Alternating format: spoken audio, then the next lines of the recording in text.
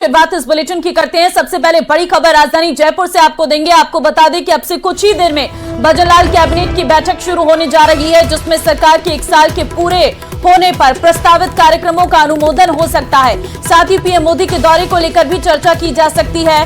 Rising Rajasthan investment summit से जुड़े पहलुओं को लेकर विचार संभव।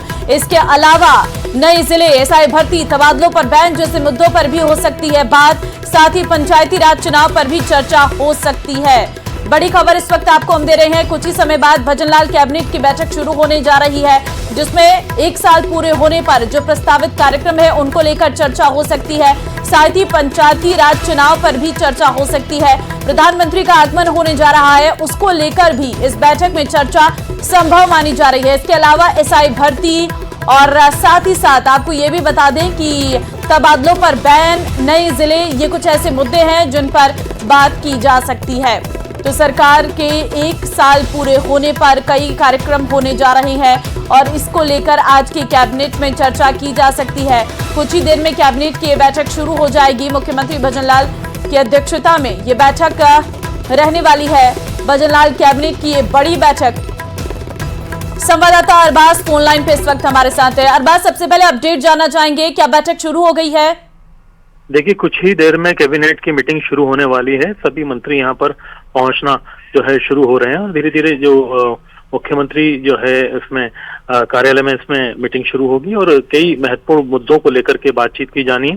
4 बजे का समय है और जो राजस्थान में अगर देखें ताज़ा हालात हैं, इनके हिसाब से चाहे राइजिंग राजस्थान की बात करें, चाहे जो जमीनों के आवंटन से जुड़े मसले हैं, कई महत्वपूर्ण बिंदु हैं जिन पर बातचीत की जानी है।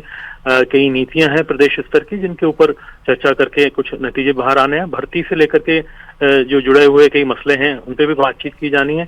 यहाँ पर जो मीटिंग है उसमें कई ऐसे मसलों पर बातचीत की जाएगी जिनमें राज्य सरकार के 1 साल की उपलब्धियों को लेकर के चर्चा की जानी है। प्रधानमंत्री का दौरा होना है ईआरसीपी को लेकर के, उसमें भी जो है यहाँ पर बातचीत की जा सकती है। सभी लोग यहाँ पर पहुंच जाएंगे। इसके बाद में बैठक शुरू होगी और बैठक के करीब 2-2.5 घंटे बाद एक प्रेस ब्रीफिंग करने का विचार है, जिसमें सभी जानकारियों को सामने रखा जाएगा कि बैठक में किन मुद्दों पर निष्कर्ष निकला और क्या फैसले लिए गए हैं। ठीक है अरबाज, बैठक में शामिल होने के लिए कौन कौन इस वक्त पहुंच चुके हैं? क्या जानकारी मुख्यमंत्री पहुंच गए हैं?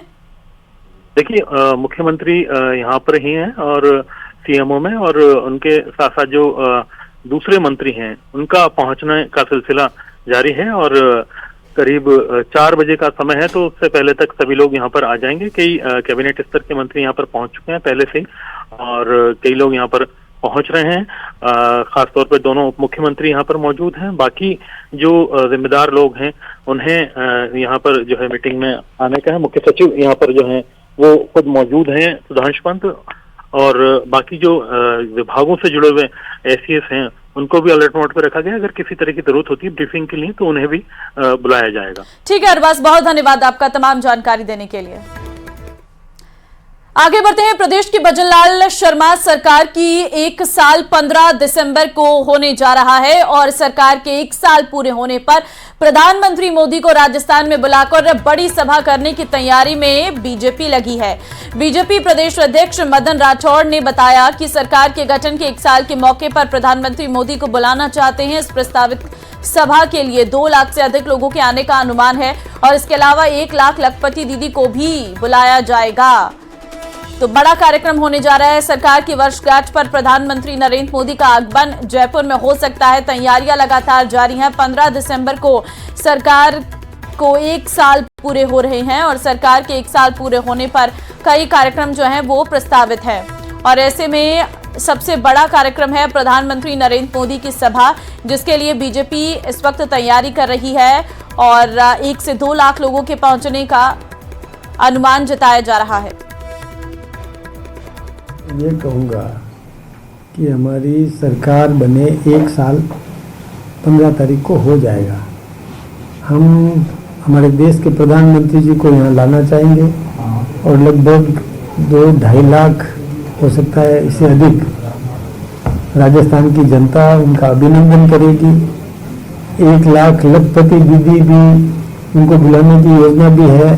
9 तारीख को भी प्रधानमंत्री जी आएंगे और हमारी तो इच्छा है कि 15 तारीख को भी आए और राजस्थान में जो विकास हुआ है वो जनता के सामने हम भी रखेंगे, हम भी उत्साह मनाएंगे बहुत अच्छे तरीके से, हम भी और कार्यक्रम के प्रत्येक कार्यक्रम में भाग लेंगे। और अब बड़ी खबर अजमेर से आपको देंगे, जहां जयपुर के जी क्लब में फायरिंग करने वाले ऋतिक बॉक्सर को जेल से गिरफ्तार किया गया। अजमेर के हाई सिक्योरिटी जेल से उसे प्रोटेक्शन वारंट पर गिरफ्तार किया गया। बता दें कि ऋतिक बॉक्सर लॉरेंस गैंग का सदस्य है और आरोपी जगतपाल के साथ जेल में बंद था। इसके खिलाफ पिछले साल 9 जून को सिविल लाइन थाने में केस दर्ज हुआ था। ऋतिक बॉक्सर जेल में सिम का यूज कर रहा था जो उसकी मां ने भेजी थी और जांच में सामने आया था कि रेणु ठाकुर ने नौकरानी के नाम की सिम जेल में पहुंचाई थी। तो फिलहाल जेल से ऋतिक बॉक्सर की गिरफ्तारी हो चुकी है। तस्वीर इस वक्त हम आपको दिखा रहे हैं, ये ऋतिक बॉक्सर है जिसे गिरफ्तार किया गया है। जेल से इसकी गिरफ्तारी हुई है। अजमेर जेल से प्रोटेक्शन वारंट पर अरेस्ट किया गया है। आरोपी की मां ने जेल में सिम पहुंचाया था। संवाददाता अशोक फोन लाइन पे इस वक्त हमारे साथ है। अशोक, देखिए, जेल से ऋतिक बॉक्सर की गिरफ्तारी हुई है। जी बिल्कुल, ऋतिक बॉक्सर की गिरफ्तारी हुई है। कुछ समय पहले जब ऋतिक बॉक्सर अपने एक साथी के साथ, जो जगतपाल जिसका नाम है, वो उसके साथ अपनी सजा काट रहा था। इसी दौरान जो है ऋतिक बॉक्सर की मम्मी ने अपने ही किराएदार की एक जो सिम है वो उसे लाकर दी थी और उस सिम से वह जो है अलग अलग स्थानों पर कांटेक्ट कर रहा था। अब ये कांटेक्ट किससे कर रहा था, क्यों कर रहा था, ये सब जानकारियां जो है पुलिस जुटा रही है। इससे पहले जो है जगतपाल को पुलिस ने गिरफ्तार कर लिया था और आज जो है ऋतिक को भी जो है प्रोडक्शन वारंट पर गिरफ्तार किया है। यह ऋतिक जो है जी क्लब में फायरिंग करने का आरोपी भी है और इसके विरुद्ध पहले भी कई मुकदमे हैं। बताया जा रहा है कि लॉरेंस गैंग से जुड़ा हुआ है और इसके पास जो इसके ऊपर जो है अलग अलग धाराओं में कई मुकदमे हैं, जिसमें धमकी देने सहित अलग अलग जो मुकदमे हैं वो दर्ज हैं। ऐसे में सिम कैसे अंदर गई, इसे लेकर भी सवाल खड़े हो रहे हैं और जो सिम लाने वाली उसकी मां है वो भी जो है इस मामले में, क्योंकि उनको भी आरोपी बनाया है, तो उनसे भी पूछताछ जो है वो की जानी है। जल्द ही इस मामले में अब जो है अग्रिम कार्रवाई की जानी है और उसकी मां से भी जो पूछताछ है वो की जानी है। साथ ही जो नौकरानी है उससे ये सिम कैसे ली थी, क्यों ली थी, इन सभी विषयों को लेकर भी आगामी दिनों में पूछताछ यहाँ पर की जानी है। जी ठीक है अशोक, धन्यवाद आपका तमाम जानकारी देने के लिए। जयपुर में चिकित्सा शिक्षा सचिव अमरीश कुमार जयपुरिया अस्पताल पहुंचे। अमरीश कुमार ने अस्पताल की व्यवस्थाओं का जायजा लिया। इससे पहले उन्होंने कावंटिया अस्पताल का भी निरीक्षण किया। इस दौरान उन्होंने अस्पताल प्रशासन से ड्यूटी चार्ट मांगा, कंबल और चादरों का भी ब्यौरा मांगा, ऑक्सीजन प्लांट और अन्य सभी जानकारी मांगी। अस्पताल में कबाड़ पर चिकित्सा शिक्षा सचिव भड़क गए। उन्होंने एक सप्ताह में कबाड़ को हटाने के निर्देश दिए। कबाड़ नहीं हटाने पर जिम्मेदारों को चार्जशीट दी जाएगी।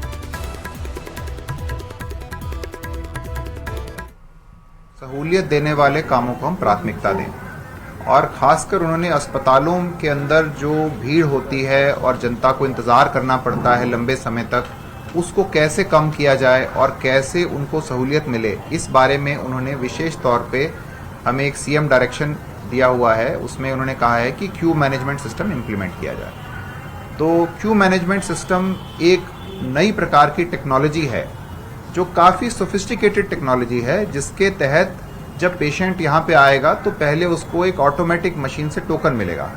तो वो मशीन का बटन दबाते ही टोकन बाहर आ जाएगा, उस पर टोकन नंबर होगा। फिर वो ओपीडी रजिस्टर, फिर वो अपना कुर्सी पे बैठ के वेट करेगा और ओपीडी काउंटर पे जैसे ही उसका नंबर आएगा तो उठ के जाके अपनी ओपीडी की पर्ची कटवाएगा।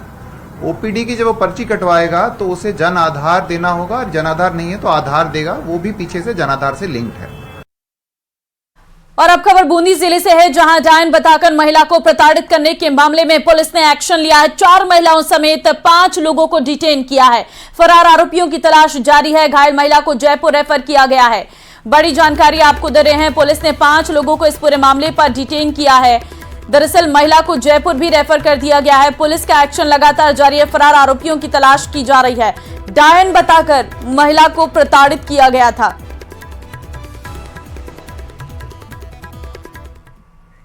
और अब खबर झुंझुनू से है, जहां मोड़ी गांव में एक दुकानदार की हत्या की कोशिश मामले में पुलिस ने 2 आरोपियों को गिरफ्तार किया। आरोपियों की पुलिस ने शनाख्त परेड भी कराई है। पीड़ित द्वारा थाने में दर्ज कराई गई शिकायत के अनुसार बदमाश दुकानदार आकर अवैध रूप से सामान मांगने और मासिक बंधी देने की मांग करने लगे। दुकानदार द्वारा बंधी से देने से इनकार करने पर दोनों ने दुकानदार और दुकान में पेट्रोल डालकर आग लगा दी। आगजनी के दौरान दुकानदार बुरी तरह से झुलस गया था, जिसके बाद पुलिस ने कार्रवाई की। नवंबर 2024 को थाना मेहड़ा ग्राम स्थित मोड़ी में एक गुड्डा जनरल स्टोर में 2 अज्ञात युवकों द्वारा पेट्रोल डालकर आग लगाने की थाने पर सूचना प्राप्त हुई थी, जिस पर तत्काल थाना पुलिस द्वारा पहुंचकर मौके पर आगजनी पर काबू पाया गया था और घटना में मजरूह व्यक्ति रणवीर सिंह गुड़ा को तत्काल प्राथमिक उपचार करवाया गया था। रिपोर्ट प्राप्त होने पर प्रकरण दर्ज कर आरोपियों की थाना क्षेत्र हरियाणा में तलाश की गई थी और दिनांक 26 को नामजद 2 व्यक्तियों को गिरफ्तार किया गया था, जिनका न्यायालय द्वारा पुलिस अभिरक्षा प्राप्त की गई थी, जिनका आज मौके पर घटनास्थल तस्दीक करवाया गया है। आरोपियों का पूर्व का कोई आपराधिक रिपोर्ट नहीं पाया गया है।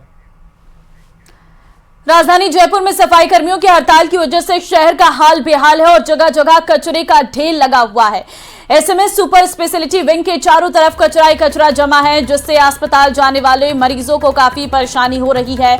सफाई कर्मियों की हड़ताल को लेकर कई दौर की बातचीत हो चुकी है, लेकिन अभी तक मांगों पर सहमति नहीं बन पाई है। आपको बता दें कि सफाई कर्मी अनुभव प्रमाण पत्र को लेकर हड़ताल पर है। जयपुर में सफाई कर्मियों की हड़ताल को आज 4था दिन हो गया है। 4 दिन में शहर का हाल बेहाल होता जा रहा है।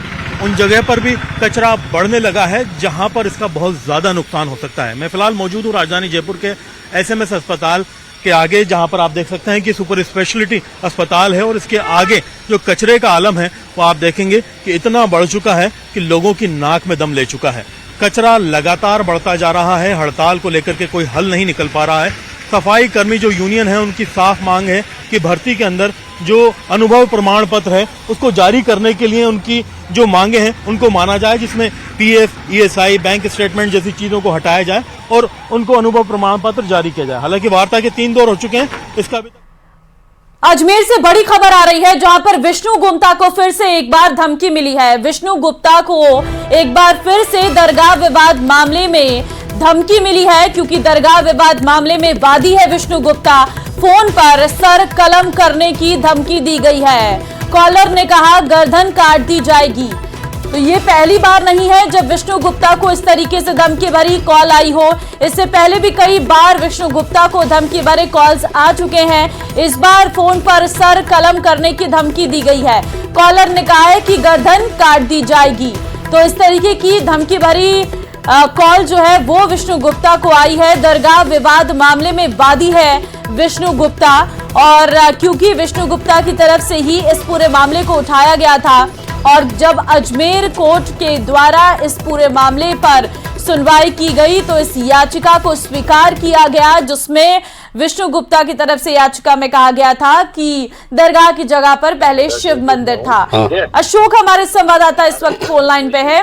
अशोक, फोन करके विष्णु गुप्ता को सर कलम करने की धमकी दी गई है, क्या जानकारी?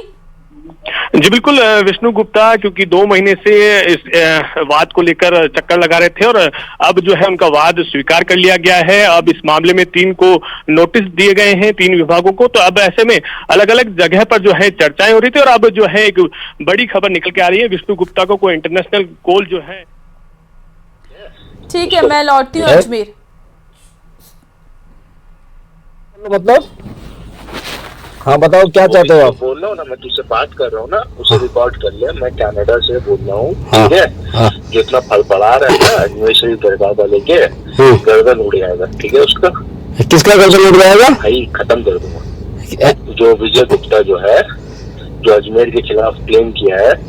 अरे मेरा नाम विष्णु गुप्ता है, विजय गुप्ता नहीं है। तो तू हिंदू सेना का कौन लगा? तू? मैं हिंदू सेना का देश हूँ। बताओ भाई क्या चाहता है भाई? अंदर से ना तो तुम्हारा जो मेंबर है ना, उसने क्लेम किया है, ठीक है? उसको बता देना। ये धमकी नहीं है, ये करके दिखा दूंगा, ठीक है? कहाँ से बोल रहा है भाई? $2 लगे। विष्णु गुप्ता इस वक्त हमारे साथ फोन लाइन पे हैं। विष्णु गुप्ता जी, देखिए ये जो फोन कॉल आया था, सर जरा इसके बारे में बताइए, क्या कहा गया कॉलर के द्वारा आपसे? कॉलर ये बोल रहा है हमसे कि भाई आपने अजमेर दरगाह का केस फाइल करके गलती की है और तुम्हें मीडिया में ये जो बोल रहे हो ये तुम्हारी बहुत बड़ी गलती है। अब आपका सर कलम कर दिया जाएगा, मार दी गर्दन काट दी जाएगी, जो भी डॉलर लगेंगे हम खर्च करेंगे, लेकिन आपको छोड़ेंगे नहीं। तो इस विषय में मैंने दिल्ली पुलिस के नई दिल्ली में पारे खंबा स्थित पुलिस स्टेशन में अपनी शिकायत दर्ज करा दी है। और हम पुलिस से मांग करते हैं कि जो कॉलर है उसको जल्द से जल्द अरेस्ट किया जाए। अरे मेरा नाम विष्णु गुप्ता है। क्या इससे पहले भी इसी तरीके के कोई कॉल आए थे आपके पास? हाँ, मुझे पूर्व में भी जब मैं अजमेर गया था तो वहाँ पे भी मुझे एक धमकी दी गई, जिसकी शिकायत मैंने लोकल थाना अजमेर में मैंने कराई है। हाँ। आपको क्या लग रहा है, कौन है ये लोग जो इस तरीके से आपको धमकी दे रहे हैं? ये लोग वही हैं जो ये नहीं चाहते कि अजमेर दरगाह की सच्चाई देश और दुनिया के सामने आए, क्योंकि वो संकट मोचन महादेव मंदिर है। क्योंकि यदि केस फाइल हुआ है, नोटिस हुआ है, तो कल ये सर्वे भी होगा। इसलिए ये लोग बहुत ज्यादा डरे हुए हैं कि इनकी सच्चाई, कि इनके पूर्वजों ने यहाँ क्या क्या किया, हमारे मठ मंदिर तोड़े, ये सच्चाई दरगाह की सामने ना आए। इसलिए ये लोग ऐसा सब करने पे उतारू है, धमकी देने पे उतारू। आप देखिए संभल में भी वहाँ सर्वे हुआ, हिंसा कर दी। बहुत ये कोर्ट में और कानून में भरोसा नहीं करते। मैंने उस कॉलर को ये भी बोला कि हम तो कानून के तहत सिर्फ कोर्ट में जा रहे हैं भाई, हम आपकी धार्मिक आस्था का भी ख्याल रखते हैं, हम कोई भी आपके खिलाफ गलत बयानबाजी नहीं दे रहे हैं, लेकिन फिर आप ऐसा क्यों करना चाहते हो? तो मैं यही कहना चाहता हूँ कि हम चाहते हैं कि हमें कानून ने अधिकार दिया है तो हम कोर्ट तो जाएंगे ही, हमें कोर्ट जाने से कोई नहीं रोक सकता। और हम ऐसी धमकियों से डरने वाले नहीं है। महादेव हमारे साथ हैं, भगवान हमारे साथ है, ऐसी धमकियों से हम डरेंगे नहीं। देखिए, आप जिस तरीके से बता रहे हैं कि आज की कॉल और इससे पूर्व में भी आपके पास कई बार इस तरीके की धमकी भरी कॉल आई है, शिकायत आपने पुलिस थाने में कराई है, कुछ बात वहां से सामने आ पाई हो कि कौन लोग हैं और क्यों और कहां से फोन कर रहे हैं? ऐसा एक शिकायत मैंने करीब 15 दिन पहले, जब मेरी लास्ट डेट थी अजमेर में कोर्ट में, तो वहाँ एक धमकी आई। तो मैंने वो शिकायत थाना कृष्णगंज पड़ता है, वहाँ पे थाना कृष्णगंज, तो वहाँ मैंने शिकायत दर्ज की। 15 दिन हो गए, अब तक ना तो उन्होंने FIR दर्ज किया है, ना कोई कार्रवाई की है। मुझे लग रहा है इस मामले को लेके पुलिस का भी ढुलमुल रवैया है। ऐसा ही दिल्ली पुलिस का मुझे रवैया लग रहा है। पुलिस एकदम कहीं से मुझे सीरियस नहीं लग रही है, लेकिन कोई बात नहीं है, पुलिस कार्रवाई करे या ना करे, सरकार हरकत में आए या ना करे, पुलिस, हम महादेव का आशीर्वाद है और हम ये सब काम हम कर रहे हैं। कानून ने हमें ऑप्शन दिया है, हम करेंगे। लेकिन जिस तरीके से आपको धमकी भरे कॉल्स आ रहे हैं, कोई आपको अपनी सिक्योरिटी को लेकर भी डर होगा, क्या आपने इसको लेकर कहीं पे मांग रखी है? ऐसा है, मैंने दिल्ली पुलिस के भी आला अधिकारियों से हम लोग कई बार मिल चुके हैं और बार बार मिलना चाहते हैं, ना तो लोग मिलने का समय देते हैं, ना कुछ बताते हैं। ये बोले सुरक्षा का काम होम मिनिस्ट्री का है, हमारा कुछ नहीं है, तो कोई रिस्पॉन्स नहीं है। और वैसा ही राजस्थान पुलिस का भी नहीं है। मैं लगातार राजस्थान जाता हूँ, मैंने कई बार सूचना दी है पुलिस को, मुझे धमकी आई है। और आप देखिए आप क्या कर सकते हैं, आगे कोई ऐसे अप्रिय घटना ना हो। लेकिन राजस्थान गवर्नमेंट और राजस्थान पुलिस का भी कोई रिस्पॉन्स नहीं है, कोई सुरक्षा व्यवस्था का इंतजाम नहीं। ठीक है, तो अब आपकी मांग क्या है? अब हमारी मांग यही है कि हम पुलिस से यही मांग कर रहे हैं कि जो कॉलर हैं, जो धमकी दे रहा है, उसके खिलाफ कानूनी कार्रवाई करो, उसको पकड़ो, जो एक्शन लीगल एक्शन होता है वो लो, हम यही चाहते हैं। और यदि संभव हो सके तो हम महादेव के साथ तो हम चल ही रहे हैं, महादेव का आशीर्वाद है हमें, लेकिन दिल्ली पुलिस और राजस्थान पुलिस से मैं आग्रह करता हूँ कि सुरक्षा व्यवस्था का इंतजाम करें। बिकॉज ये धमकी दे रहा है तो होने वाले समय में हो सकता है। ठीक है, बहुत धन्यवाद विष्णु गुप्ता जी आपका फोन लाइन पे हमारे साथ जुड़ने के लिए। अब जरा जो धमकी भरा वो सुनाना, तो रिकॉर्ड कर लो, ऑन कर लो, रिकॉर्ड कर लो। मतलब हाँ बताओ क्या चाहते हो आप? बोल रहा हूँ ना, मैं तुझसे बात कर रहा हूँ ना, उसे रिकॉर्ड कर लिया। मैं कनाडा से बोल रहा हूँ, ठीक है? जो इतना फड़फड़ा रहा है ना अजमेर शरीफ दरगाह वाले के, गर्दन उड़ जाएगा, ठीक है? उसका किसका गर्दन उड़ जाएगा भाई, खत्म कर दूंगा। जो विजय गुप्ता जो है, जो अजमेर के खिलाफ क्लेम किया है, अरे मेरा नाम विष्णु गुप्ता है, विजय गुप्ता नहीं है। तो तू हिंदू सेना का कौन लगा तू? मैं हिंदू सेना का अध्यक्ष हूँ। बताओ भाई क्या चाहता है भाई? अंदर से ना तो तुम्हारा जो मेंबर है ना, उसने क्लेम किया है, ठीक है, उसको बता देना। ये धमकी नहीं है, ये करके दिखा दूंगा, ठीक है? कहाँ से बोल रहा है भाई? $2 लगे या 2 बिलियन, मैं कनाडा से बोल रहा हूँ। क्या चाहते हो भाई? ऐसा है, सुनो, हमने तो भाई कोर्ट में केस किया है। हमने कोई बदतमीजी थोड़ी नहीं की, किसी के खिलाफ कोई बदतमीजी की है। ये तो कानून की बात है भैया। बदतमीजी तो नहीं है।